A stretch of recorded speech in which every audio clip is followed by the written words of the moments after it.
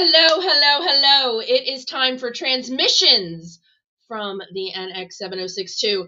No matter how many times I hear that song, I will never get tired of it. I was doing my little Orion dance before you guys could see me because, for those of you that don't know, that music comes from Bound, the season 4 episode of Enterprise. It's towards the end. It's actually the one. Hi, Dave! Happy Monday! Bound is, I want to say it's the one before In a Mirror Darkly with the Orion slave girls. I absolutely love it because that is the episode that turns everything on its ear about what you think you know about Orions. But anyway, that music's just so cool, which is why I picked it for my intro music. So I've got stuff, and then we're going to get to my very special guest. But I am doing this public apology just because I feel bad. I double booked for tonight. I am so excited to have Vince with me that I completely forgot that Rico Anderson and I had talked about him coming on tonight.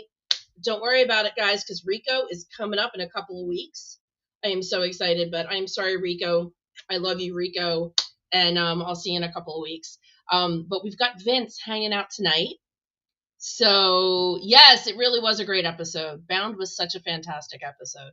So I'm just really excited to be here. So let's get into a couple of things. Super Bowl.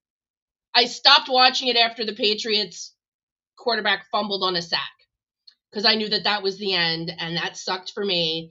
So I went and watched Academy instead so I could review it for tonight. But I did see the Will Shat Raisin Bran commercial. My favorite commercial, equestrian that I am, so I think William Shatner would forgive me. Actually, for Rico, with me and Rico, it's French fries. I now owe him French fries. But, and I think Bill will forgive me if I say his commercial was edged out by the Budweiser commercial with the little foal and the little eagle. That definitely, somebody even said that they knew that it was AI, but when the Clydesdale jumped the log and the wings came out, oh my God, it was absolutely gorgeous. AI or not, it was absolutely gorgeous. Oh, and of course the Mandalorian commercial that was on like right at the very beginning. I was really glad that I was there for that because I have to tell you, the minute I saw the feet in the snow, I went, why are we looking at Tauntauns? Like I out of the gate. And of course it's because there's a Mandalorian movie coming out, which I know we're all excited about. Can't wait for that. So on to Starfleet Academy. What a tear-jerking, all the feels episode. Not only did we get to learn about Sam, which I thought was amazing. Not only did it harken back to Deep Space Nine and try to answer that burning question in such a great way to meld it into Sam's story, which I thought was really impressive. But some of my favorite Star Trek people, Sirach Lofton, and Jackie Cox were in it. For those of you that did not realize it, Jackie Cox was the bartender that came up and gave them the shots before they broke into that fight. That was the one and only Jackie Cox. And we love Jackie. And congratulations, Jackie is now canon. And we love that for her. Absolutely love that for her. She posted this really fantastic video. I'm sure you can find it. I saw it on Instagram, but I also saw it on Facebook, where her journey started on RuPaul's Drag Race, where she got to meet Whoopi Goldberg. So go find Jackie Cox on Instagram and find that video because that's an awesome video too. Followed by the, yeah, okay. Oh yeah, the live. That's right. We forgot. I can't forget that there was a live Eagle and Clydesdale in the stadium. And who doesn't love Jackie? Jackie is the quintessential drag queen. Absolutely adore her. I can't wait for Creation to finally invite her to do her thing at an event, at a show. Seriously. So absolutely, this has to be one of my favorite Academy episodes so far. The whole thing about the book and then finding out that Dax is 1,600 years old. I did not think symbiotes had that kind of lifespan, but the Dax symbiont is still out there, which is freaking awesome. And this person that the host doesn't look like they're full trill, or their trill's change or something, but that's awesome. So hopefully we'll find out. We'll see more of what happened to the trill. So I'm really excited about that too. But overall, a really good episode. All those little graphics running across the screen. I didn't think I'd love it, but I thought it made it a little silly, but they didn't overplay it. So I thought that was good. I loved watching Sam get drunk. I thought that was funny. But seriously, Holly Hunter, I am just loving her more and more and more as Chancellor Nala every time I see her. And I think one of my biggest thrills is that she walks around in bare feet, because that's me. Not now, because it's like, oh my God, it got above 20. It's 23 degrees out, so I don't usually do bare feet when it's that cold, but I am all about the bare feet. In fact, I just got a new toe ring the other day. When it's warmer, I will be breaking it out. Okay, so one more thing, and then we're going to get into Vince. And here's the one more thing. Ready? Dave Foley just got announced. Oh, excuse me. Oh my God, I'm so excited. Dave Foley just got announced for STLV. Dave Foley did a voice on Lower Decks. That's fantastic. Good for him. Yay. Don't care. Dave Foley, Kids in the Hall. Dave Foley, News Radio. Dave Foley, by the way, also worked with Nicole DeBoer, because Nicole DeBoer was in the Kids in the Hall movie Brain Candy. But and Will and Grace. Those are my top Dave Foleys. News Radio, Kids in the Hall, and Will and Grace when he was Jack's boyfriend. And basically anything else he happens to show up in. I am such a huge Dave Foley fan. I doubt that they're going to put him in the vendor room, but please, if he is in the vendor room, oh my God, please put him in the vendor room. I guess I haven't looked on the site yet. I will have to go look on the site and break my own heart right now, or wait. Anyway, so yes, he is such a huge talent. Dave Foley is amazing. And honestly, I thought about it, and the one thing I want to talk to him about is the episodes of News Radio that they had to do after Phil Hartman was murdered. If you're a News Radio fan, that episode breaks your heart. And for with a comedy, it was done so well. It was just done so perfectly, that balance. So that's actually what I would talk to him about, not how does it feel to do a voice for Lower Decks. Anyway, so all of that said, first thing I'm going to tell you about my guest tonight that I didn't get a chance to tell him when we were checking everything is, this is going to be the third week in a row we get to talk about Gunsmoke, and you're going to all find out why when my very special guest comes into the room. It is he was the head stunt coordinator for Star Trek Enterprise, among, oh my God, so much else. So many other things I can't wait to talk to him about. It's Vince Deadrick Jr. Hello. Hi, Stephanie. That's a great intro. Thank you. Oh, well, thank you for being here. I appreciate it. And I'm really excited because we just met through John Billingsley just a couple weeks ago via email. Yeah. I'm really excited to have you here. And it sounds like we were just talking before. It sounds like John kind of sparked something in the universe. You're getting your Enterprise reunion on. John is amazing. After talking to Duncan Fraser, he got me John Billingsley contact number, and that's how it all started. And we've been emailing, and he's been very helpful, giving me all kinds of great information, especially for these conventions and what have you. But it's nice. I hadn't talked to him in 20 years, so it was beautiful. And then like I said, I'm reaching out to Connor and Anthony and Dominic as well. So I've tried the one that's tough to get a hold of. I haven't talked to in all these years since the show ended, to Scott. Oh yeah, he's tough. He's tough. Ask Dominic about how he tried to get Scott to come on his show. Okay. It's a cute story. Okay. It's a very cute story. Yeah. So yeah, you have to ask him about that, because yeah, Scott is really hard to get. He's a busy guy. Yeah. He's a busy guy. Doesn't stop. And well, let's just get this out there. And you know a little bit about Scott Bakula because you doubled for him. That was the other thing that you did. You know, real quick story on that, because you know, in our business, we respect who a person doubles, and a lot of the actors have their own doubles. They request them. And there was a guy, Diamond Farnsworth, who has been his double for many years on, I think it was not NCIS, but the Quantum Leap. Oh, Tales of the Gold. I'm trying to think what Scott did. Might have been Tales of the Gold Monkey. Is that one of the shows he did? But anyways, he's known Scott for a long time and doubled him for many years. But Diamond was working on a series at that time. And I went up to him. I said, look, I said, Diamond's not available, but I think I'd be a good match for you. And he said, yeah, let's work on Diamond. But if not, yeah. And it worked out great. Diamond couldn't get over there really at all, a couple times.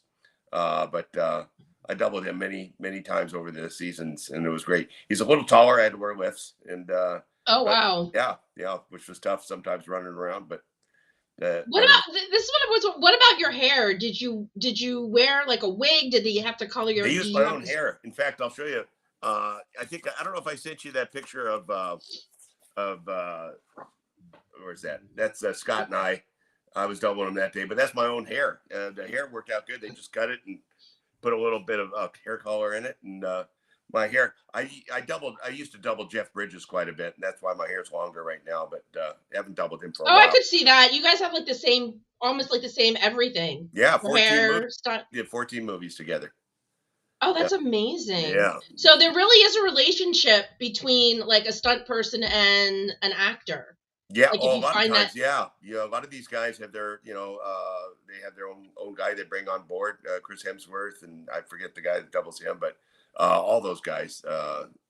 And then with our show, going back to Star Trek Enterprise, I remember, all these, we had to double everybody at any given time. So we had big interviews where we found the right guy for the right body type and, talent and physique and what have you.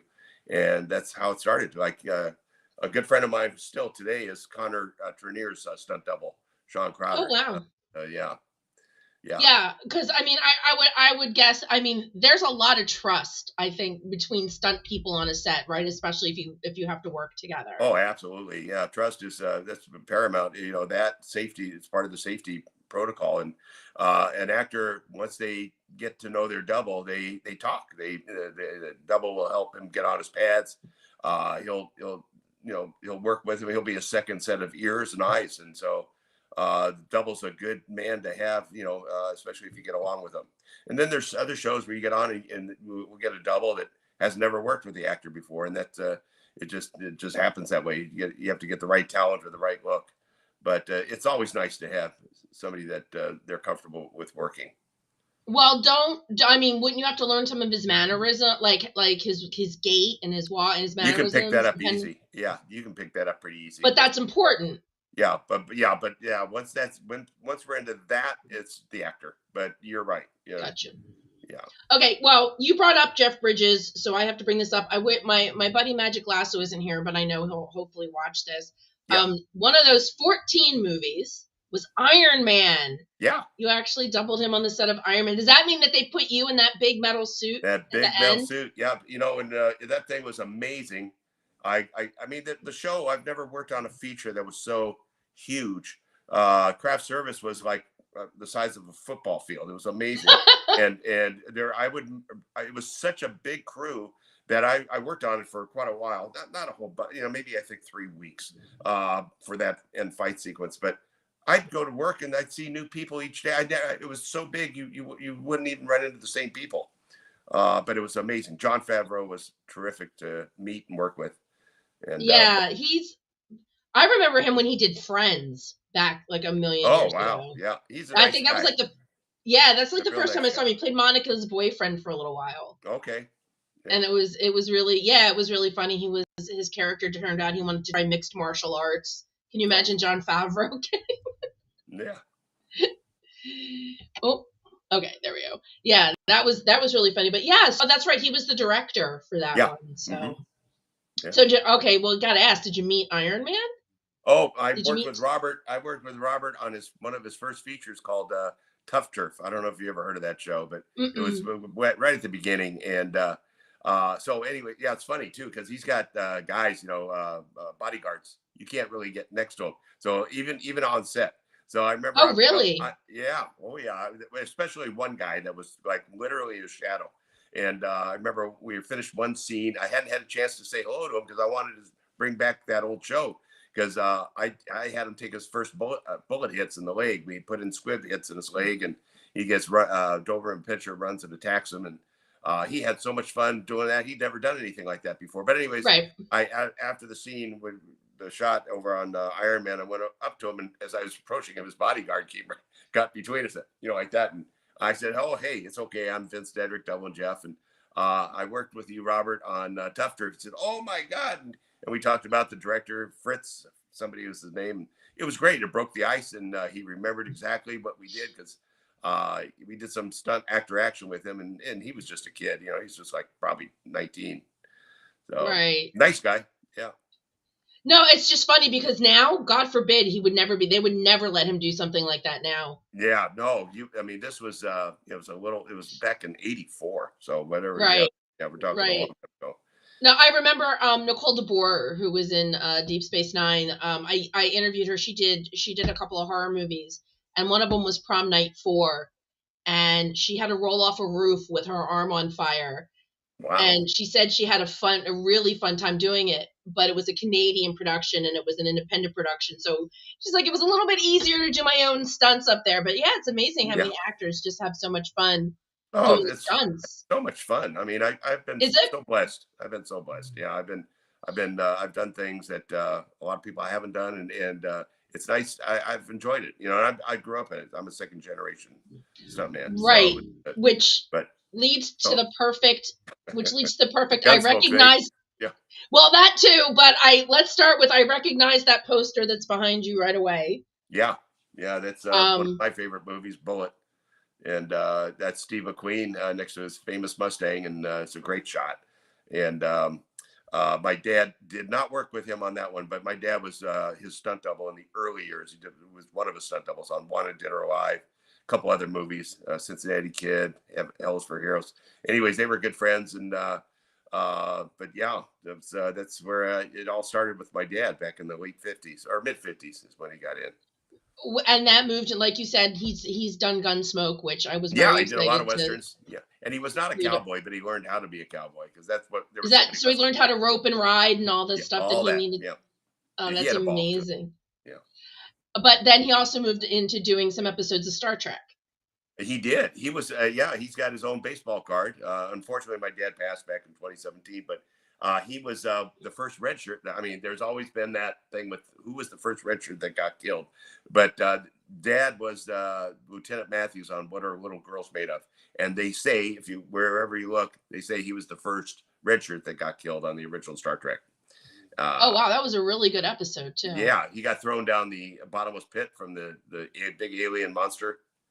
I'll show you a picture. I brought this one here. This one first from What Are Little Girls Made Of? Right there. That's Roddenberry's wife in there, Marjorie. Majel Barrett, Roddenberry. Yeah, Barrett. Yeah. Yeah, that was that. Well, my dad. Oh wow, that's that episode. They brought back that character for Strange New Worlds, Robert Corddry. Rob Corddry's a comedian. The doctor from that episode, the one that was Majel's old flame. Oh, okay. They brought that character back for Strange New Worlds. Okay. So yeah, so I just saw that episode. I just saw that episode recently. So your dad was the first red shirt. Yeah, he doubled Finnegan on the island, something Lost Island. Was that one of the episodes of the original? Where they I know what it was. Shore Leave. He did Shore Leave. Okay, yeah. On that one. Okay, yeah, there's an entire convention now named Shore Leave. Oh, that's great. There's a convention. Yeah, and their mascot's a little rabbit. Yeah. I have a real quick funny story about the original Star Trek. My dad, like I said, he worked on quite a few episodes, and at the end of the series, they had all this stuff, and he was changing clothes. Hey, you want the outfit? Hey, you want this? You want the phaser? Oh, what am I going to do with that? No, I don't want any of that. And yeah, I know. I mean, it's like an oh my God moment now. But they were just giving the stuff away back then. I mean, at least for him. You want the shirt that you wear? Nah, I don't need it. Can you imagine what that would have been nice to have at this stage of the game? He thought that. Oh wow, something happened here.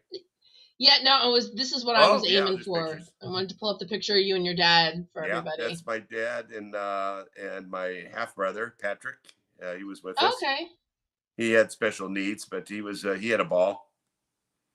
Well, And then who there's some of wouldn't my at a Star pictures up Trek? there. Yeah, that was in 09 or 2010. Not sure.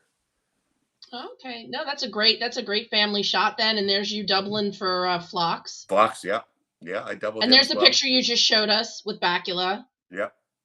And the Yeah. So. Klingon picture, that was one where we had the Ring of Fire. I'm the one in the middle. Oh Right where yeah. that arrow is. I never remember what the name of that episode is. I am so bad with episode names. But somebody out there might help us out. But yeah, that Klingon episode where they were harassing. Yeah. Well, hey.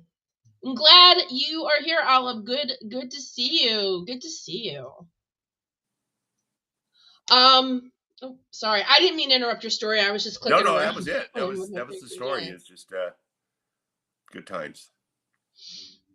So, did you visit the set of TOS with your dad? Did you get to go? Yes, I did. I only one time. It was at Paramount, and I still remember. It's seared in my head because I love the show. And we went down to the stage. My dad took me to the studios probably at least a half a dozen times when I was young. So I think I was around 10, 11, maybe 10, 9 or 10. And we went on the stage, and it was dark, and we walked around, and held me by the hand. We went around the corner, and there was the deck, and Shatner was literally he was my level because he was leaning over his director's chair with a weight, and he was doing his arms like that, and he saw me, and he gave me a big wink, and it's like I've never forgotten that as long as I live. You just certain things in your life, and I met them, and my dad was friends with them. In fact, my dad and Shatner and myself and another stunt guy, Ever Creech, used to go motocross riding quite a bit back then. In fact, Shatner kept his bike in my dad's garage, and so we would go out, and it was a lot of fun. Back then, everybody knew everybody, and it was a lot less people, and it was a lot more camaraderie. Camaraderie, exactly. Yeah, camaraderie. That's, oh my god. But I mean, are stunt people in general kind of like adrenaline junkies? Like, it's like you're doing all this stuff on the set, and then you're going out, riding motocross and doing all this other stuff. Yeah. Oh yeah. You take it take it off the set too a lot of times, and it's true. Yeah, it's been you got to have that. You don't want to be like a daredevil, but our job is for me, I just love the action. I like the risk taking. I don't want to die, but I want to have fun, and I enjoy doing things that I get I get a good rush from doing stunts, and a lot of the time I call them 90%ers and 10%ers. 90% of the stunts we did back then, you could get a bruise here and there, but it was part of, fights or falls through a window or something like that. But then the 10%ers where you're doing a 75-foot high fall, or riding a horse at a gallop, and laying the horse down and falling, or doing fire burns, full fire burns. Those type of things I call 10%ers, because if something goes wrong, that's it. And but that's the risk that you take. And I've had 50+ year career out of it. That was great. As you get older, you don't do as much hitting the ground. You do coordinating. That's where you want to go. But you want to be like a manager. And right. You got to have there are certain breed stuntmen, stunt women. They all have that element of adrenaline, and they're fun. They're fun to have on set. Some of them can be a little crazy. You want to calm them down a little bit. No coffee for you, that kind of stuff. But a lot of them are great guys. They're great guys. They're fun to hang out with. So one of the things that it was funny, because when you and I had started talking, I was thinking, when you had said that, when I found out that you were the head stunt coordinator for Enterprise, and I started thinking about all 4 seasons and stunts and things, the first thing that popped in my head before you even sent me the email with this 8x10 in it was Harbinger, which was the 3rd season episode where Lieutenant Reed and Major Hayes finally had their big duke out after the training session. Yeah. And a lot of that seemed like it was very close work, that it was a lot of Dominic and Stephen Culp, and not stunt doubles. Yeah, and that's the thing when you're on set, like on the ship, it's close hand-to-hand combat, and you can't really double, and unless there's a scene where somebody's getting flipped, a real quick cut. but what that show did, David Livingston, I believe, was the director. But Yes. I always try to get the actors as much as I can in there. What I'll do is I'll set up, they'll say on the script and they fight, and what I would do is figure out where they're going from A to Z, and because there's that thing moved around in the ship, and we work it out. We do previs with the doubles, bring them in early, do doubles. We do a fight. We get it on. Back then, it was big videotapes. We would rehearse it, let the actors see it overnight, then get them as much as we could, either the second half of lunch, or a little bit before our work call time, or after. Time is the enemy on all shows, especially series. Right. So you want to get them as much as you can, get them well versed. It's choreography. It's just like dance choreography. Same thing. I was just going to ask you because I took ballet, so it's the same thing. Same thing. First of all, David was on the show last week, so he wanted me to say hi. Good. He's photography now, right? He's doing that? Yes, he's doing a lot. Yes. In fact, my buddy Dave Gregory asked him about his photography last week. Yeah. So you're a stunt coordinator. So like you said, so the script literally just says Reed and Hayes fight, and then it's up to you to do it, or do they give you any other direction about what they're looking for? They give me the reins, but a lot of times they'll be a little bit more descriptive, but there are times when it just says, and they fight.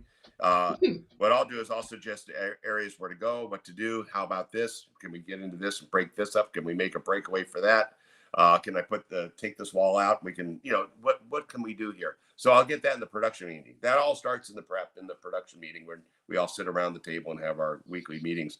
And then I'll pitch some ideas out. They'll either take them or leave them, and they'll put them in the script after the meeting. So you'll get a revised script. They'll have more elements of the fight in that script. So then we'll roll with that. Then I'll show up to a rough cut rehearsal with the doubles all the way through, and the director will watch it, take a look at it, say, this works, that works. No, let's get rid of that. Or can I get a little bit more of this? So I take notes, and then we go back to it and do it again. So it's a fine-tooth thing. It's fantastic to do. I love those a lot because you get something raw on paper and then you put it on film. And episodic, we don't have the time that features do. Those guys previs months before they even get rolling any film, and so it's that I don't have that luxury on episodic TV. Never have. So it's always tough. Some of the new shows today, they're like some of these guys, like the Taylor Sheridan shows, they have 15-day shoots or whatever, so they have the element, they have time. Right. But like I remember the one thing I wanted to ask you about. Yeah. There's a piece of that fight where Reed yells out to Hayes, and then he does a flying leap. Yeah. So was that one of those things where there was like, okay, you gotta fly, and let's just hope you land on this pad that we're laying out on the floor for you? Is that? Yeah. How does that? Well, we'll rehearse that. We'll rehearse that. You don't see all the rehearsals we do. So right. I think rehearsal, muscle memory, all of that plays into it. And then I'll let the double do it. If we can use the double, we'll shoot it with the double first. And if they need one, tighter shot with the actor flying through and we can see his face, great. Well, but if you don't, that's what it was. So is the camera like under him as he flies over? I would get them. What I try to do is get the actor and the actress comfortable. And I don't try to rush them, because rushing is creating havoc, and that's when you get into mistakes, and that's when you get into trouble. And and then if they start to rush, I'll say, whoa, because we have the power as stunt coordinators to manage, along with the first ADs, to say, hold, stop, let's catch our breath here. And I have to, with my experience, which I've had over the years, I have to find out where they cross the line, and then I have to get tough and say nope. Right. Well, J.G. Hertzler tells this story. He actually worked with Scott Bakula on Quantum Leap, and he punched him in the face. He punched him in the nose by accident because he didn't pull his punch. And he's like, does that happen? Is that? Well, there's a story about Connor that got tapped on one of his episodes. I don't know if he talks about it, but he got hit once, and I don't know if didn't John hit him? Why am I thinking John? No, it was one of my doubles that just. Okay. And it was a head hit, a butt hit, head butt hit. And, Oh, got a okay. little too much, and he got tapped in the eyebrow pretty good. Oof. So yeah, but look, when you're throwing punches, that's the problem. As a stunt coordinator, you're behind camera. You're too far away to get in there and stop before it makes impact. Because once they go, if that guy leans in and the guy comes in and he gets tapped, that's horrible. That's just horrible. I mean, that timing has to be like split second. And then especially like you said in that show we were talking about, the close hand-to-hand combat. What's the name of the show? I'm drawing. See, that's where I start to lose it. Harbinger. Oh, Uh, Harbinger. Yeah. Harbinger. We have elements of shots where they're throwing punches 1, 2, 3, 4, 5, 6, 7 beats, 7 throws or punches, and so that has to be at good speed. And that's when they get their diciest or scariest. I'll call it scary because I can't control it. If they, you keep telling them, keep your distance. But if they get one thing actors do, they get excited like we all do and get in just a little too much, and there goes the nose. It's not good. Right. Because they're feeling their parts, unlike their doubles. Oh, they get into it. Yeah. I they're like Rourke on a show. Mickey Rourke, the actor way back when. Yeah. And that guy is method. I mean, he likes impact. He likes to throw punches, and he likes to make contact. So it's yes, you got to, and then I got every personality on Star Trek. I had to work because some of them. Excuse me, I'm gonna cough here.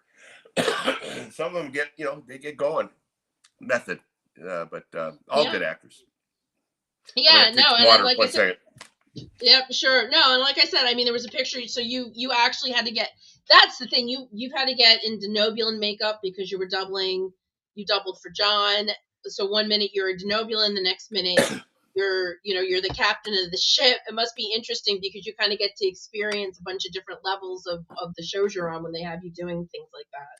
Yeah, and I would farm myself out if there was a big fight and my needs were needed in that department. I'd get somebody else to double Scott or double Phlox. But a lot of times it worked out and it's great, and did some fun stuff with both of them. There must be like this huge sense in a way of responsibility when you've got 2 actors doing those scenes instead of the doubles.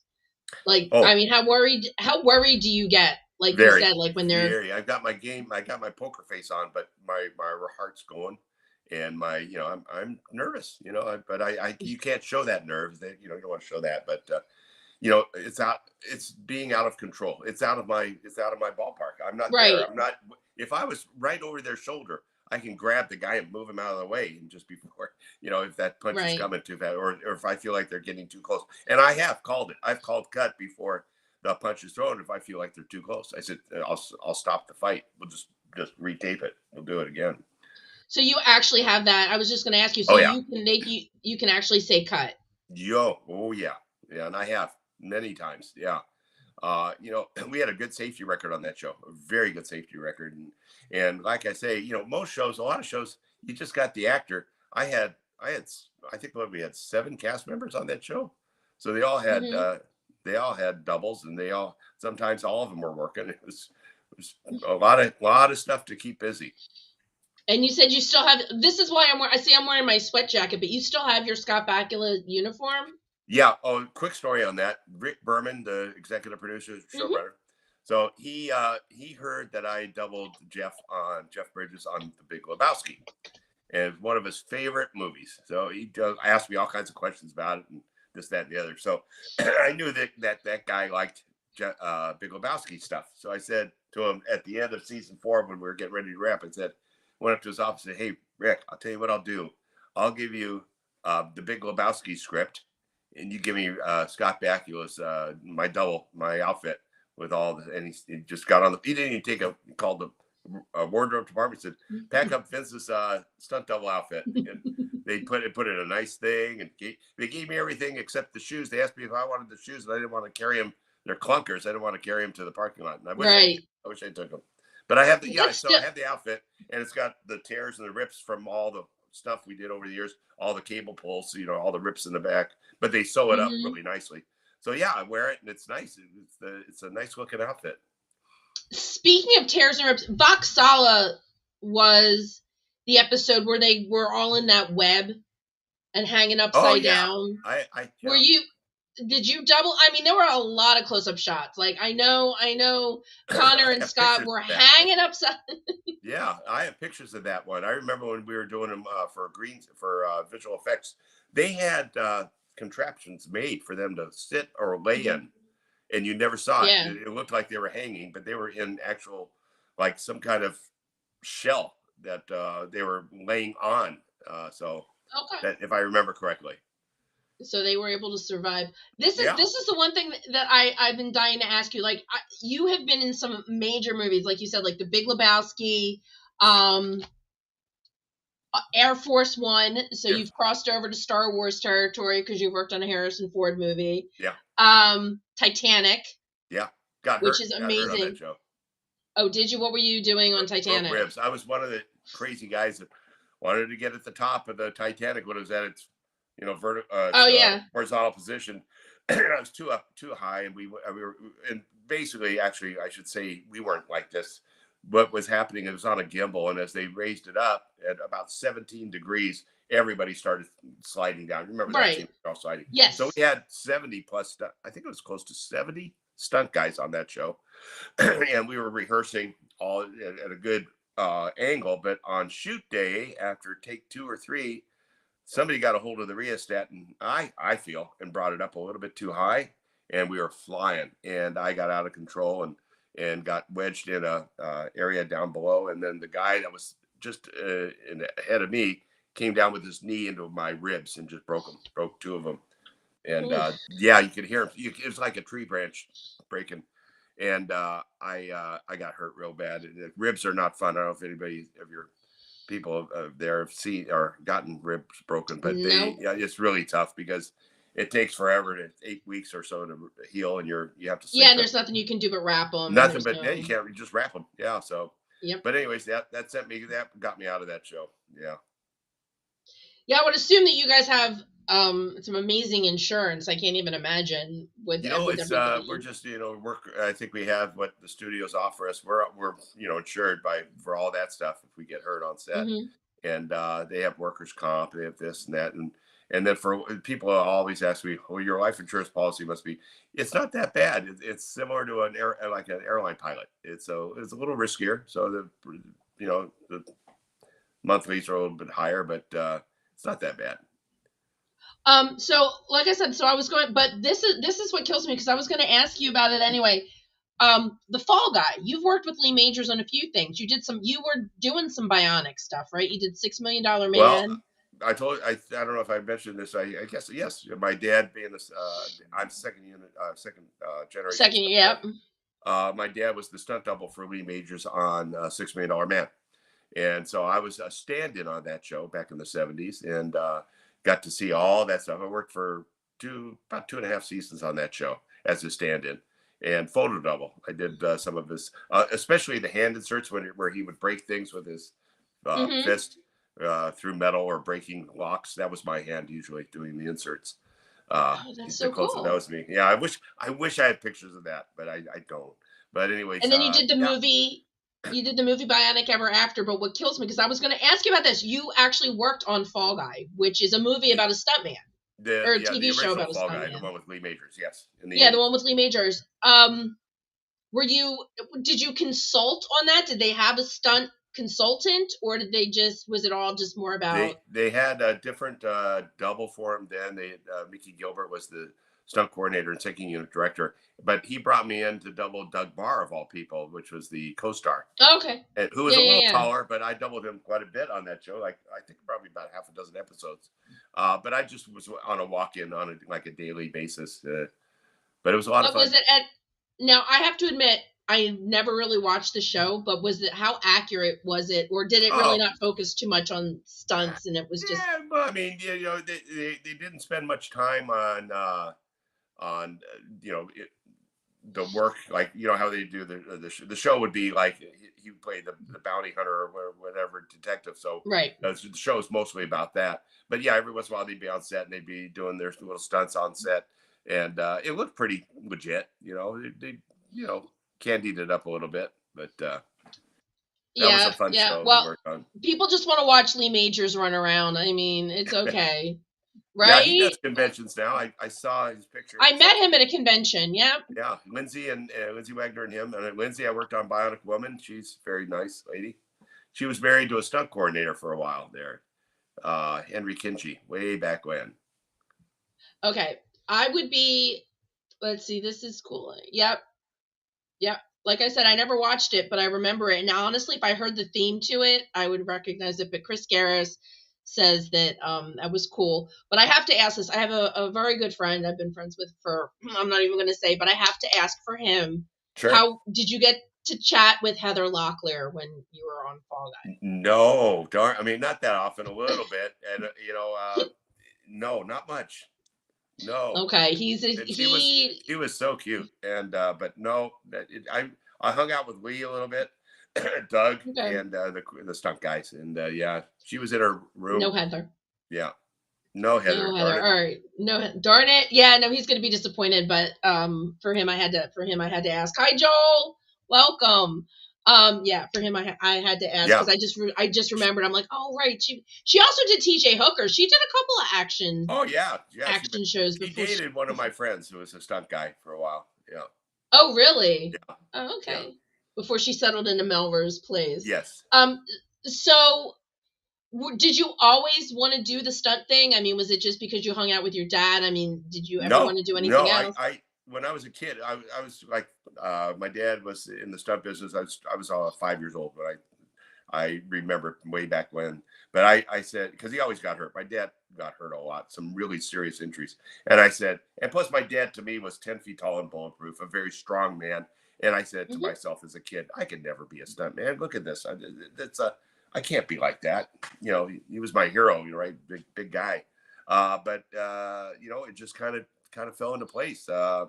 After high school, I was racing cars on the street a lot and just doing that kind of thing with my cars, getting into trouble. And he said, I'm going to get you in the business and you're going to make some good money as an extra. And I did. He got me in the business and I worked on shows like Happy Days, the first season of Happy Days and stuff like that in the 70s. And shows Lucas Tanner, another show over there, and a bunch of other ones. But anyways, then he was working on $6 Million Man. And a spot opened up for a stand-in spot to stand in for Lee Majors.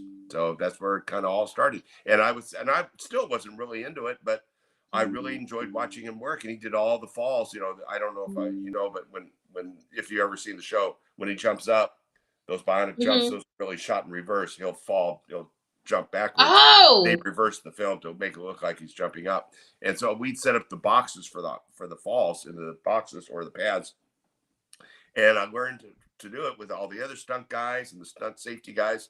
And I just started liking it. And that's how it all kind of started. And so Lee Majors had to jump off.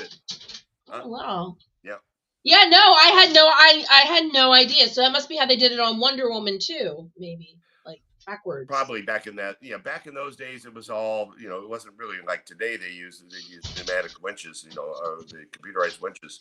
They're fantastic and so safe. But back then, that was one of the ways we just reversed the film.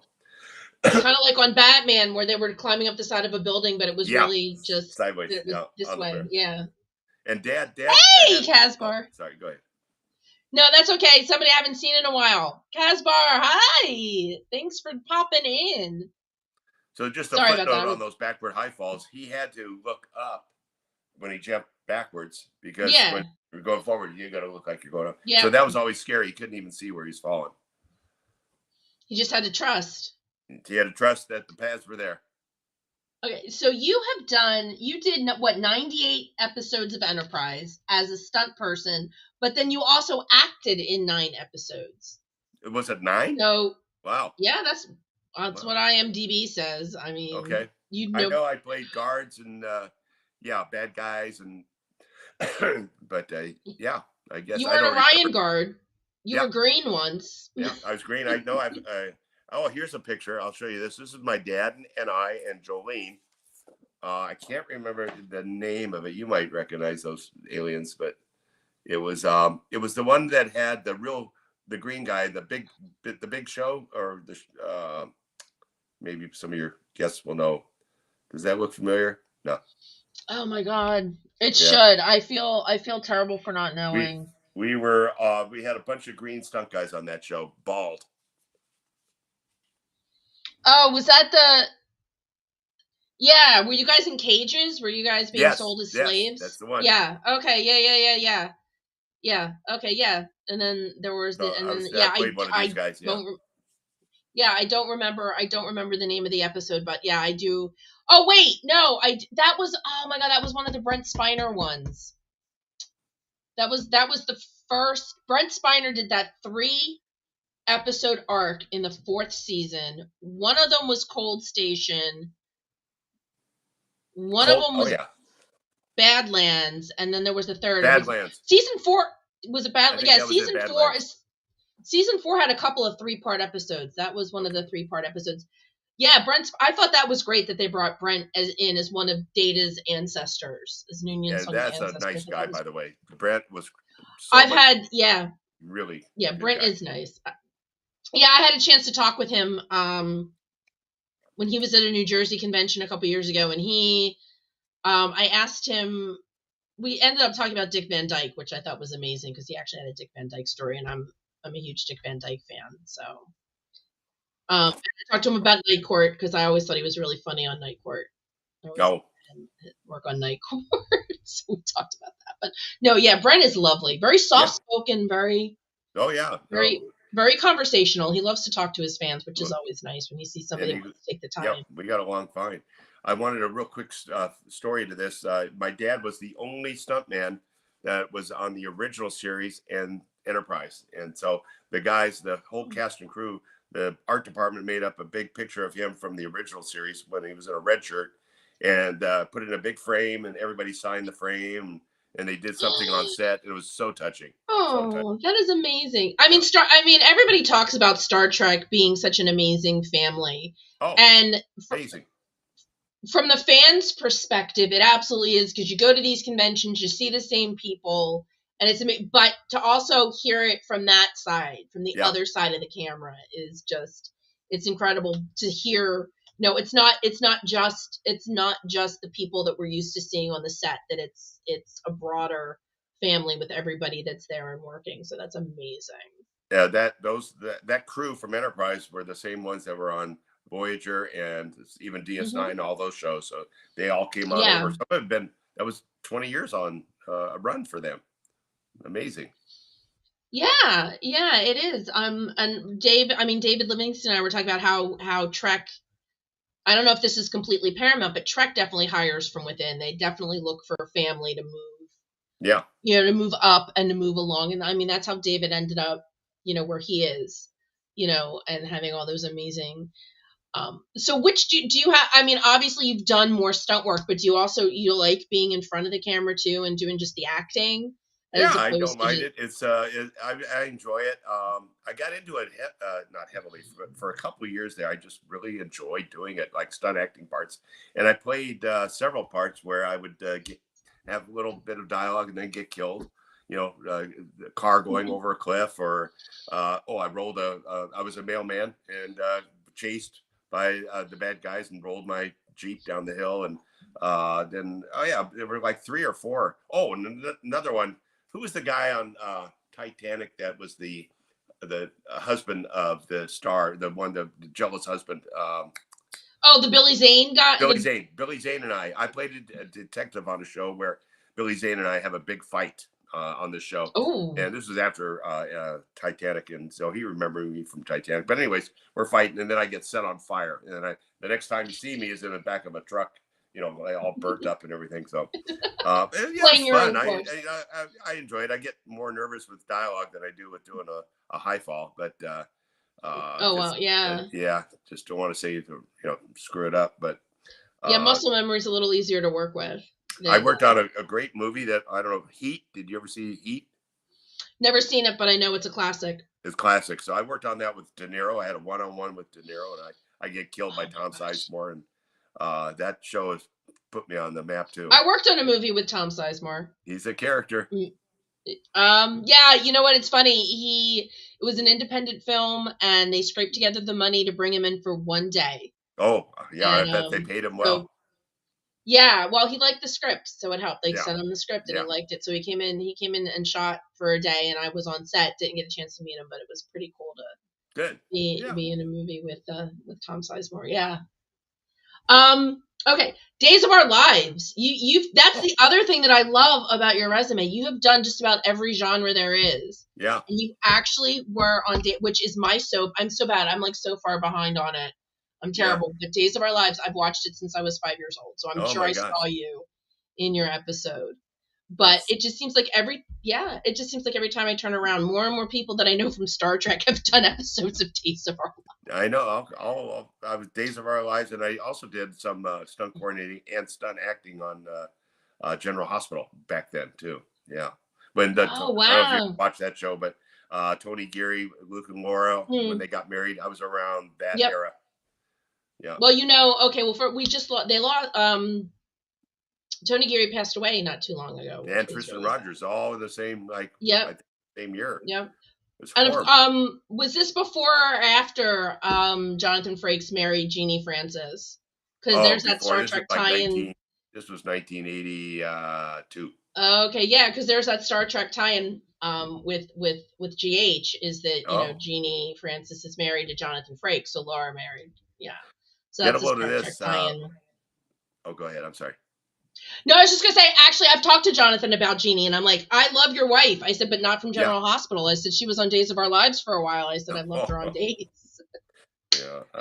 I got really lucky on GH. They had Elizabeth Taylor there for a while, and they had Sammy Davis Jr. there for a while. And I met Sammy, and I just was so nervous about meeting Elizabeth. Tony Geary and I are walking down the dressing rooms to get ready for our scenes.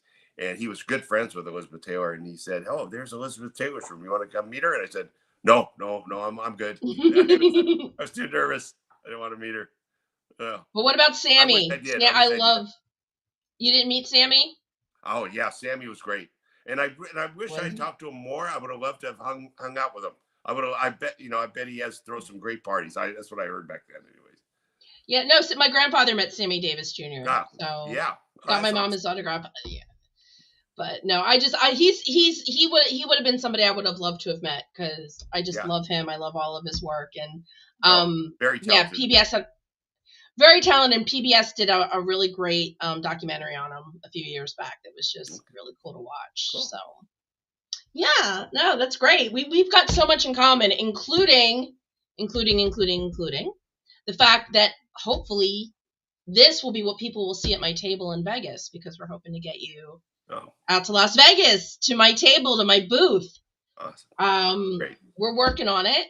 So anybody that's heading out to STLV, Vince is hopefully going to be sitting with me. I have to get permission. So hopefully that'll work itself out. And Vince, and you promised me you're going to bring your Enterprise uniform, right? I'm going to wear it. Yeah. I think I can. You're going to wear it? But yeah. Oh, even better. Oh my! I think in that picture. Oh no, I'm not wearing it in that picture that you have of the one I did with my dad. But I wore it one day of the event, and it was great. People loved it, and I think they'll even love it more now because for so much. We're into the 25th anniversary. Yeah, 25th anniversary of Enterprise. Show everybody your sleeve. This is these. Here, let me do this. This shirt I gave out to the cast and crew, one of the holiday, around Christmas time, gave out about 250 of these. We have a big crew, and so what does the shirt say? It says Stuntmen's Association, so my group that I'm in, and then it says NX01. I think NX01. Yeah, and I still see them. See some of the people. I was at Paramount last year, and still once in a while, some of the crews still have them because those guys work there forever. Oh yeah, I can imagine because finding good stunt people I'm sure is very important because it's a very specialized, very unique talent. So when you find the good ones, you don't want to let them go. Good guys. I would assume. Yeah, but bring your 8x10s to sign and bring your stories and I would love to spend 5 days just hanging out with you in Vegas. Is it 5 days? Oh my gosh.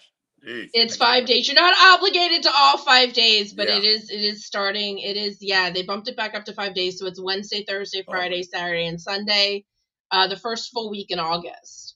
Wow. So I think it starts. I think that Wednesday's August 5th. I'm pretty darn sure. Yeah. Let me see. Sounds good. Yep, it's August 5th through the 9th. So yeah, I would love it if you could introduce me to Scott Bakula. That would be really cool because I would if he comes to Vegas, I will introduce you to Scott Bakula. I'll get him over to my table. 100%. Yay! I would love that. Yeah, we got along great. He was fun to work with. He wanted to do a lot of the action because he's very, very physical, very good, and he learned so much over the years from other shows that he's done. He's been around for a while, but very talented, good listener. Knew when he was over his head, and I got in there a couple times, and it was great. Dave would love to meet you. So, yep, Dave, great. We are working on it. Yeah, my booth's in the same place that it was last year, so everybody will be able to find me. But yeah, and from what I understand, he was just a great lead, like a great what is that, first on call sheet? He was just such a great leader. He was a captain. Yeah, he come on. He had this air about him when he come on, and just everybody. Oh, here's Scott. And it's just almost the mood changed. Yeah, because he was the leader, and he had the respect of the cast and crew. Everybody looked up to him. I mean, he's been around so long, and he carries himself well, and he's just real. He's a real person. Yeah, I finally got to see him for the first time. I've never seen him before because I didn't start going to conventions until in Vegas till 2016 or 2017. But he was there last year in Vegas for the day, and so I went to his panel, and he was just so warm and wonderful, and the way he answered people's questions, and the way he interacted with the fans, you just knew that he was a good soul deep down. Yeah, he would listen to you. He would listen to each person speaking. And that's what I know. That's what I liked about him. When I talked to him about a particular scene or whatever, he had my full attention, and vice versa. And I like that about him. So can't wait for Vegas. I can't believe, what is it? It's only 6 months away, just about a little less than 6 months away. Geez. So I will keep everybody posted. Okay. But Vince, definitely, I would be honored if you would sit at my table with me. That would be so much fun. It would be great. So stay tuned for that, guys. So next week I have to figure out what I'm talking about. But the week after that, the 23rd, I have a big makeup session with Rico Anderson, but Rico's going to be here on the 23rd. And then tentatively, I've got John Billingsley coming up too. So just lots and lots of really cool people, including my guest tonight, Vince. Thank you so much for agreeing to do this. This was a lot of fun. Thank you. And guys, just come see me next week. I might have to work something out with Magic Lasso maybe for next week. We're going to see. But guys, thank you as always so much for hanging out with me. Thank you again to Vince. And until we meet again, do not forget